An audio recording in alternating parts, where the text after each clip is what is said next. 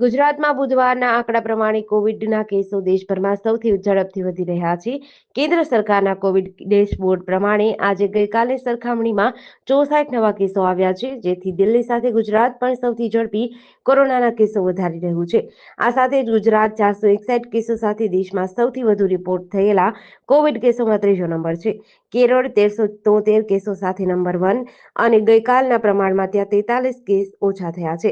મહારાષ્ટ્રમાં આજે 510 એક્ટિવ કેસો છે, જેમાં 16 નવા છે અને દિલ્હીમાં 457માંથી 64 નવા છે. અમદાવાદમાં પ્રતિદિન કોરોનાના કેસો વધી રહ્યા છે, ત્યારે કોરોનાથી વધુ એક યુવતીનું સારવાર દરમિયાન મોત થયું છે.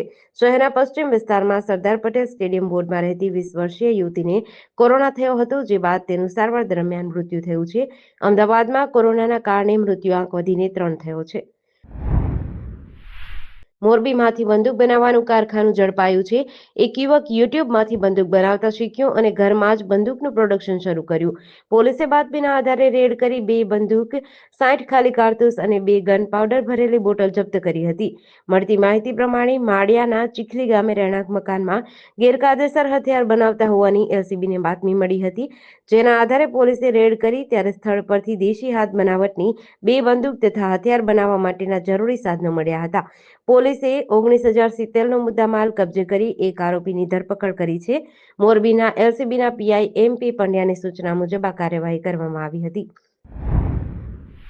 મધ્યપ્રદેશના જાબુઆમાં ગઈકાલે મોડી રાત્રે ટ્રક સાથે અથડાતા ઓમની વાનમાં મુસાફરી કરી રહેલા 9 લોકોના મોત થયા હતા. આ અકસ્માત ભવપુરા ગામ નજીક કલ્યાણપુરામાં થયો હતો, જેમાં 4 બાળક, 3 મહિલા અને 2 પુરુષનો સમાવેશ થાય છે.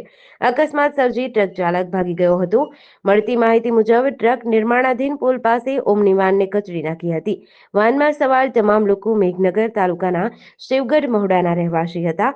થાંદલા અને મેઘનગર પોલીસની ટીમોએ એમ્બ્યુલન્સ સાથે ઘટના સ્થળે પહોંચી ઘાયલો અને મૃતકોને થાંદલા સિવિલ હોસ્પિટલ અને મેઘનગર હોસ્પિટલમાં લઈ જવામાં આવ્યા હતા. જાબુઆના એસપી પદમ વિલોચન શુક્લાએ જણાવ્યું હતું કે મેઘનગર નજીક સિમેન્ટથી ભરેલી ટ્રક પલટી ગઈ અને ઓમની વાન પર પડી હતી. વલસાડ જિલ્લા પોલીસ અધિક્ષક ડોક્ટર કરણરાજ વાઘેલાની સૂચનાથી દારૂની હેરાફેરી વિરુદ્ધ કાર્યવાહી હાથ ધરવામાં આવી હતી.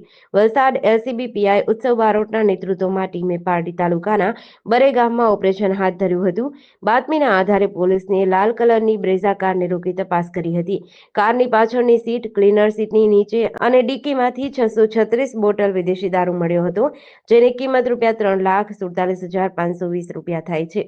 પોલીસે કાર ચાલક જયકુમાર મંગુભાઈ કોડી પટેલની ધરપકડ કરી છે. આ કેસમાં સુરત શહેરના ઈચ્છાપુર વિસ્તારના અશ્વિનભાઈ સુરેશભાઈ સાથળિયા વોન્ટેડ છે. તેઓ દારૂનો જથ્થો મંગાવનાર અને કાર આપનાર તરીકે સામેલ છે. પોલીસે કુલ 8,52,520નો મુદ્દામાલ જપ્ત કર્યો છે. સૌરાષ્ટ્ર યુનિવર્સિટીનો વધુ એક છબરડો સામે આવ્યો છે, જેમાં પરીક્ષામાં હાજર વિદ્યાર્થીને ગેરહાજર બતાવી નાપાસ કરવામાં આવ્યા છે. આ પ્રકારના 6 વિદ્યાર્થીના પુરાવા સાથેની રજૂઆત વિદ્યાર્થી નેતા દ્વારા યુનિવર્સિટીના પરીક્ષા નિયામક અને કુલપતિ સહિતને કરવામાં આવી છે, જેમાં વિદ્યાર્થીના ભવિષ્ય સાથે ચેડા કરવાનું બંધ કરવામાં આવે અને જે વિદ્યાર્થીઓ યુનિવર્સિટીની ભૂલના કારણે નાપાસ થયા છે, તેઓના પરિણામમાં તાત્કાલિક સુધારો કરવામાં આવે તેવી માંગ કરાઈ છે. યુનિવર્સિટીના ઇન્ચાર્જ પરીક્ષા નિયામક દ્વારા આ બાબતે તપાસ કરી વિદ્યાર્થીઓના પરિણામમાં સુધારો કરવાની ખાતરી આપી છે. સૌરાષ્ટ્ર યુનિવર્સિટીના વિદ્યાર્થી નેતા અંકિત સુંદરવાએ જણાવ્યું હતું કે ચાલુ વર્ષે લેવાયેલી વિવિધ વિષયોની પરીક્ષા આપનાર છાત્રોને પરીક્ષા આપવા છતાં ગેરહાજર દર્શાવવામાં આવ્યા છે. ભુજના શેખપીર 3 રસ્તા નજીક એસટી બસમાં આગ લાગવાની ઘટના સામે આવી છે.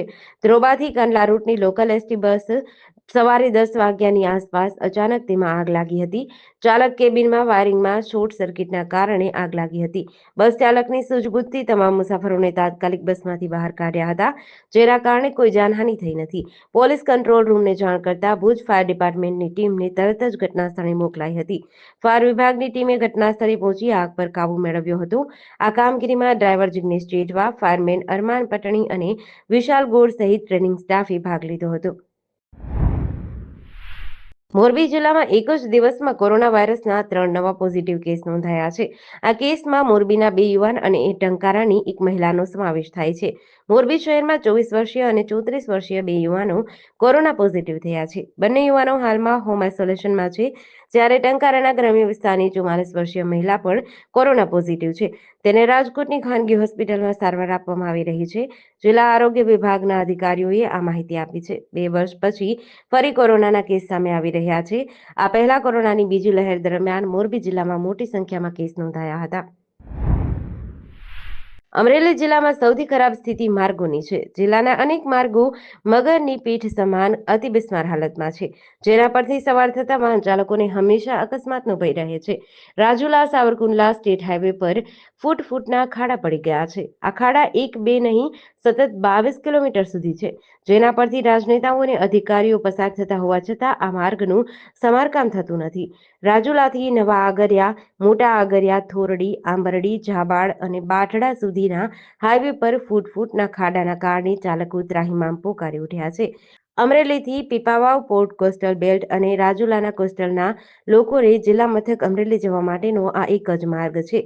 આ ઉપરાંત રાજુલા અને સાવરકુંડલા પંથકને જોડતો પણ આ એક જ માર્ગ છે. 3 જૂનને મંગળવારે અમદાવાદમાં યોજાયેલી આઈપીએલની ફાઇનલ મેચમાં જોવા 300થી 400 લોકો ટિકિટ વગર મોદી સ્ટેડિયમ પહોંચી ગયા હતા. આ તમામ લોકોએ ટિકિટ વગર પોલીસ ચેકિંગનો પોઈન્ટ પણ પાર કરી લીધું હતું. આગળ જતા ટિકિટ સ્કેન કરવાના પોઈન્ટ પર તમામ લોકો ઝડપાઈ જતા પોલીસે તમામને નીચે લાઇનમાં બેસાડી દીધા હતા.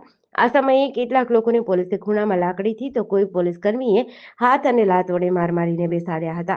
ત્યારબાદ બસમાં બેસાડીને સ્ટેડિયમ બહાર લઈ જવામાં આવ્યા હતા. જોકે ટિકિટ વગર કેટલાક લોકો પોલીસ કર્મીઓની ઓળખાણ ધરાવતા હોવાથી તેમને જવા પણ દેવામાં આવ્યા હતા.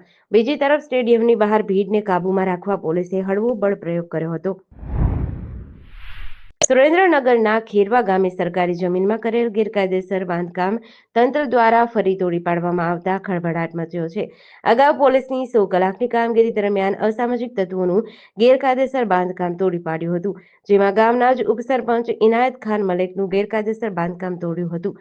તેમ છતાં અસામાજિક તત્વો દ્વારા ફરી એકવાર ખેરવા ગામમાં સરકારી જમીનમાં બાંધકામ કરવામાં આવતા સરપંચે ટીડીઓ અને મામલતદાર સહિતના લાગતા વળગતા તંત્રને લેખિત અરજી કરી હતી, જેમાં ખેરવા ગામના સરપંચ જિગ્નેશ રાઠોડની અરજીના આધારે તંત્ર દ્વારા બાંધકામ તોડી પાડવામાં આવ્યું હતું, જેમાં પાટડી મામલતદાર, ટીડીઓ અને પોલીસ સહિતની ટીમ દ્વારા અસામાજિક તત્વો સામે કાર્યવાહી કરવામાં આવી હતી.